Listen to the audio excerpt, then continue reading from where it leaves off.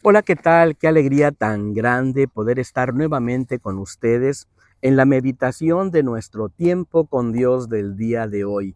Este momento donde nos podemos acercar a la palabra del Señor, donde la podemos abrir y de alguna manera podemos permitir que Dios nos dé su instrucción, su enseñanza y esos principios maravillosos para aplicarlos a nuestra vida el día de hoy y de alguna manera ser transformados y permitir que Dios nos ayude en medio de los desafíos que tenemos por delante. Soy el pastor Fernando, pastor de la Primera Iglesia Bautista de la ciudad de Ducor, California, y te agradecemos que te suscribas a nuestro canal y que lo puedas compartir con otras personas. El día de hoy nos encontramos meditando en el libro de Apocalipsis. Estamos en el capítulo número 2, partiendo del versículo número 12 al versículo número 17. Le hemos titulado a esta meditación de la siguiente manera: un nombre nuevo, un nombre nuevo. Y es que el Señor Jesucristo está dirigiendo su mensaje a esta iglesia en Pérgamo, una iglesia conocida por estar ubicada en un lugar muy complicado, en un lugar muy hostil, lleno de perversiones, lleno de pecado, y que incluso en el versículo número 13 se nos menciona que ahí estaba el trono de Satanás.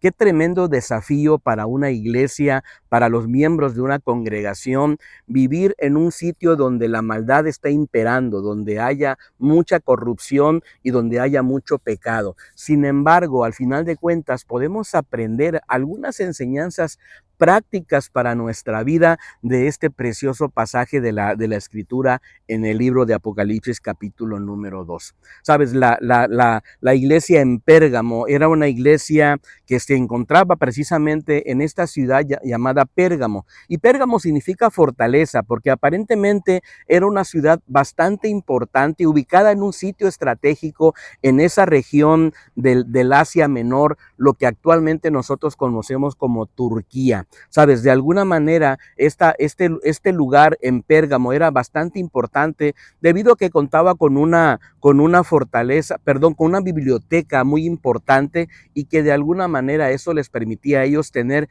conocimiento y permitir de alguna forma expander doctrinas y filosofías que muchas veces no eran filosofías que de alguna forma agradaban al Señor. Bueno, ¿qué podemos rescatar y qué podemos aprender de este maravilloso pasaje de la Escritura del día de hoy? Por lo menos hay tres enseñanzas que yo quiero compartirte con mucho cariño y con mucho respeto. La primera de ellas yo la localizo en el versículo número 12 y el versículo número 13, y le puse de la siguiente manera. Número 1. Hagamos la diferencia, hagamos la diferencia. Dice el versículo número 12 y 13 de la siguiente manera: escribe al ángel de la iglesia en Pérgamo, el que tiene la espada aguda de dos filos dice esto: yo conozco tus obras y donde habitas, donde está el trono de Satanás, pero retienes mi nombre y no has negado mi fe, ni aun en los días en que Antipas, mi testigo fiel, fue muerto entre vosotros, donde habita Satanás. Qué tremendo momento, ¿verdad? Qué tremendo versículo, el versículo número 13. Se nos menciona precisamente que la iglesia en Pérgamo estaba ubicada en el mismo sitio donde Satanás tenía su trono y donde estaba habitando. Es un momento bastante crítico, un momento de la historia bastante difícil. Una iglesia donde entonces está conviviendo, ¿verdad? Con momentos donde el enemigo tiene su habitación, donde está el mismo trono y donde el pecado de alguna manera está creciendo, donde hay maldad y donde hay mucha injusticia y mucha corrupción. Sin embargo, me encanta porque dice: pero tú retienes mi nombre y no has negado mi fe. Sabes, me habla de no dejarse arrastrar, ¿verdad?, por la corriente del mundo. Me habla mucho de vivir comprometidos con Dios, arraigados y enraizados en Él, a pesar de las limitaciones y circunstancias que tengamos alrededor. Sabes, esta iglesia de Pérgamo, a pesar de las situaciones externas, se mantenía fiel con Dios. Pero me encanta, ¿sabes por qué? Porque esa fidelidad no está enraizada solamente, digamos, en el esfuerzo de la iglesia ni en las habilidades de los miembros. No, esta fidelidad está arraigada más bien en anclarse precisamente en este Dios maravilloso.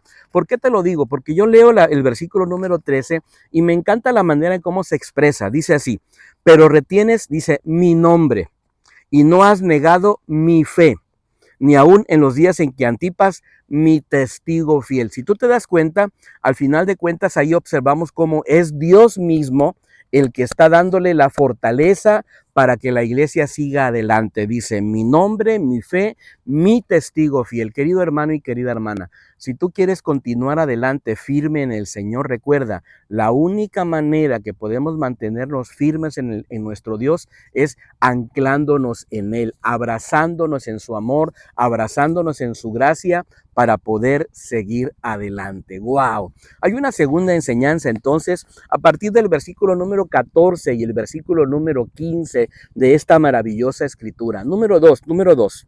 Seamos congruentes con Dios. Creo que es muy importante que además de hacer la diferencia, nosotros seamos congruentes con lo que Dios quiere que nosotros seamos congruentes entre lo que decimos creer y lo que realmente estamos viviendo en nuestra vida. Vamos a mostrar esa congruencia, vamos a mostrar esa disciplina, vamos a mostrar realmente una vida cristiana que refleje el amor del Señor. Te leo, por ejemplo, el versículo número 14 y 15 de esta preciosa escritura cuando dice, pero tengo unas pocas cosas contra ti, que tienes ahí a los que retienen a la doctrina de Balaam, que enseñaba a Balac poner tropiezo ante los hijos de Israel, a comer cosas sacrificadas a los ídolos y a cometer fornicación. Y también tienes a los que retienen la doctrina de los nicolaitas, la que yo aborrezco.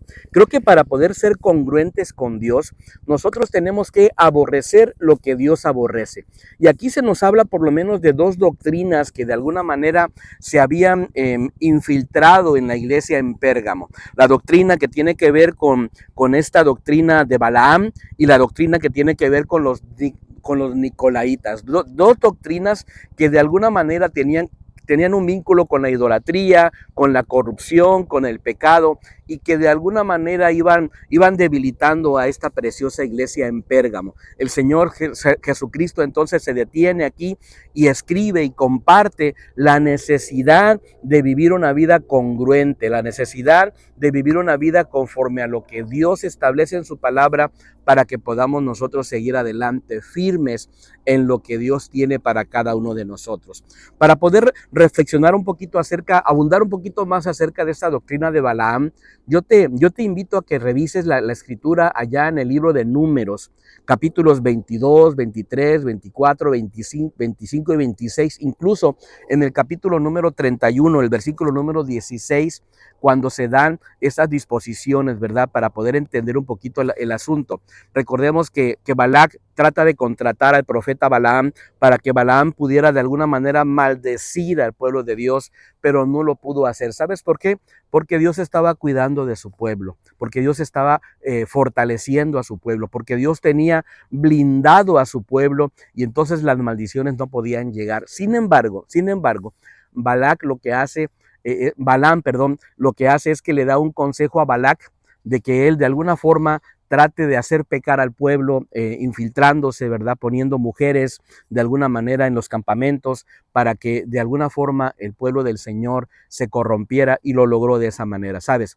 Necesitamos nosotros entender que tenemos una guerra espiritual desde fuera, pero también desde dentro. Tenemos que cuidarnos de las cosas externas, pero también necesitamos fortalecer nuestra vida en la manera interna, en la manera como creemos, en mantenernos en la sana doctrina, fielmente reconociendo la palabra del Señor y buscando la ayuda de nuestro Dios Todopoderoso, haciendo a un lado toda la corrupción, todas las prácticas paganas, todas las acciones de libertinaje que de alguna manera nos quieren desviar de continuar adelante firmes con nuestro Dios. ¡Wow! Seamos congruentes, aborrezcamos lo que Dios aborrece.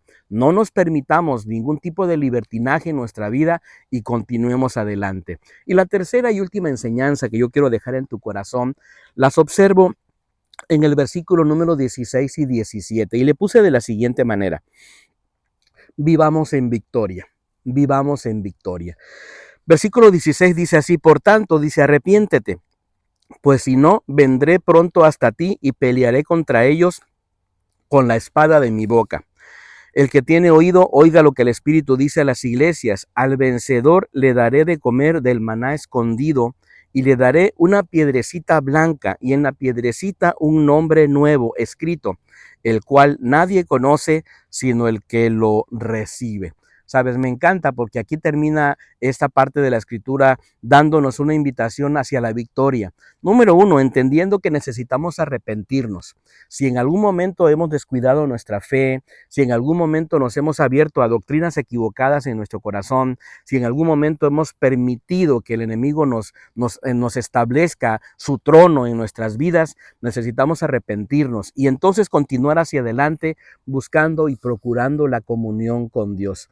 Me enamora cómo termina los versículos número 17 cuando dice: al vencedor, o sea, al que logre vencer, al que continúe adelante, le daré de comer del maná escondido, y le daré una piedrecita blanca, y en la piedrecita un nombre nuevo escrito, el cual nadie conoce sino el que lo recibe. Al final de nuestras historias, el Señor nos dará una piedrecita blanca en el cual pondrá un nuevo nombre, un nombre que nadie conoce sino solamente aquel que ha vencido, solamente aquel que lo recibe. Sería maravilloso que tú pudieras recibir también esa piedrecita, ese nuevo nombre, ese nombre maravilloso que de alguna manera nos invita a la comunión. ¿Sabes por qué? Porque tú conocerás ese nombre, pero Dios también te lo habrá dado, por lo tanto Él también lo conoce. Y sabes, me habla de comunión, me habla de una relación plena con este Dios maravilloso. Qué hermoso devocionar el día de hoy. Apocalipsis 2, del versículo 12 al 17. 3 enseñanzas. Hagamos la diferencia. Segunda, seamos congruentes. Tercera, vivamos en victoria. Anhelamos que esta meditación haya sido de mucha bendición para tu vida y nos encantaría que nos pudiéramos encontrar el día de mañana. Hasta pronto. Bendiciones.